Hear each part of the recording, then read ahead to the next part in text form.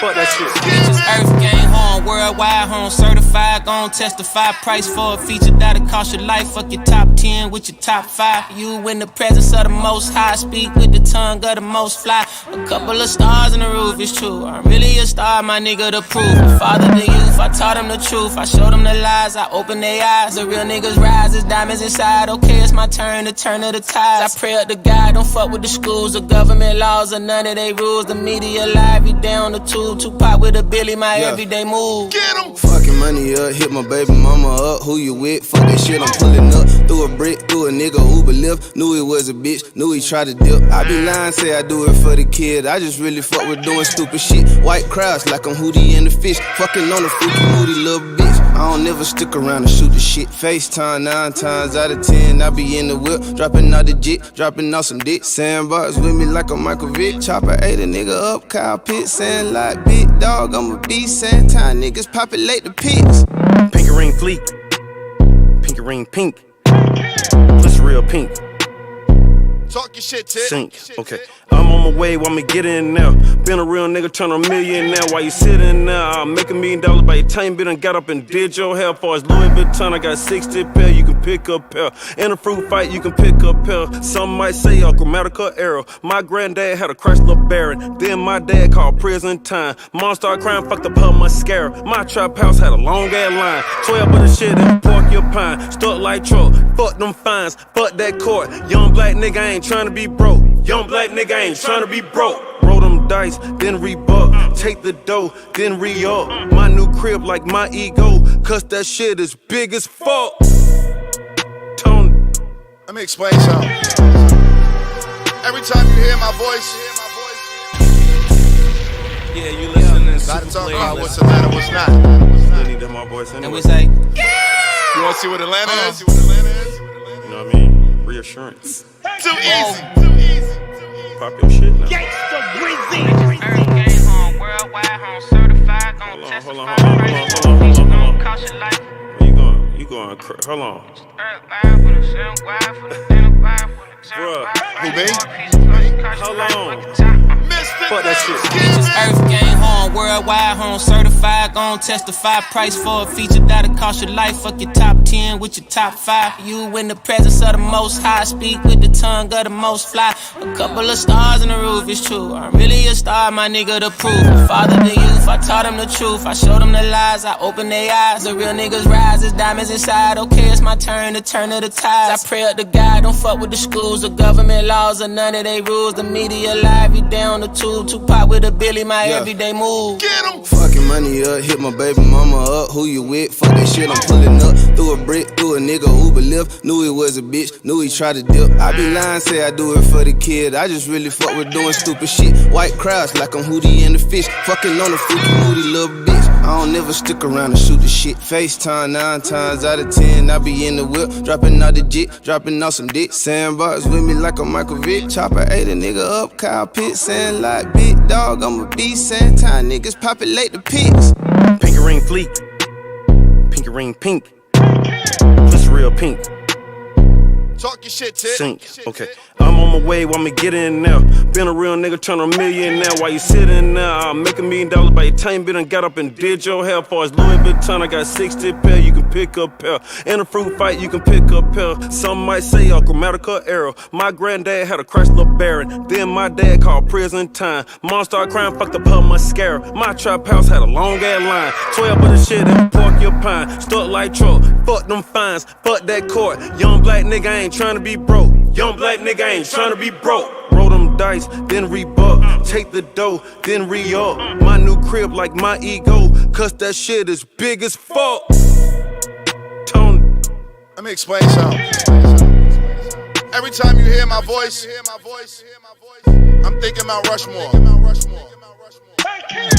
There's only a couple of spots available. It's a king to a god. It's a god to a non-believer. In this case, only the legacy we leave behind. Just make sure you quote me when I'm gone. Gangsta Greasy.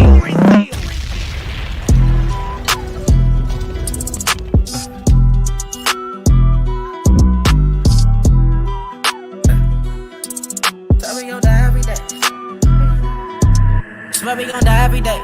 They said Jesus gon' save us. Well, I know we die if we wait. I know we die if he can't. They tell us we black, but we ain't. Aboriginal, native, yeah, we gon' die every day. Cause we don't know where we came. We been here, lived here, open borders, got deported, fought for rights. Kidnapped, bitch slapped, blacked out, covered up, washed white. Drugged up, slugged up, beat bread, left for dead, fuck your life. It's all a plan, kill your man, take your land, slave your kids, rape your wife. Why y'all look so mad if all this shit I say is true? Why y'all look so mad if all this shit happened to you? White man quick to tell you was a slave, nothing before. But he himself only been free since 1840. On recording, I'm an ancient Egyptian from Atlantis, headed straight for Canada, that's Israel. Nothing fake about me, no capping, rapping, y'all just fed the ink and I'm digital. No caveman, I'm original. Kentucky fried, extra crispy, wear a lot of gold cause my family history. I'm the guy to know, I bring death to history. Swear we gon' die every day. They said Jesus gon' save us. Well, I know we die if we wait. I know we die if he can't. They tell us we black, but we ain't. Aboriginal, native, yeah, we gon' die every day. Cause we don't know where we came. Swear we gon' die every day. They said Jesus gon' save us. Well, I know we die if we wait. I know we die if he can't. They tell us we black, but we ain't. Aboriginal, native, yeah, we gon' die every day. Cause we don't know where we came. Yeah, you listening to Super Blaze, let's go. Bang.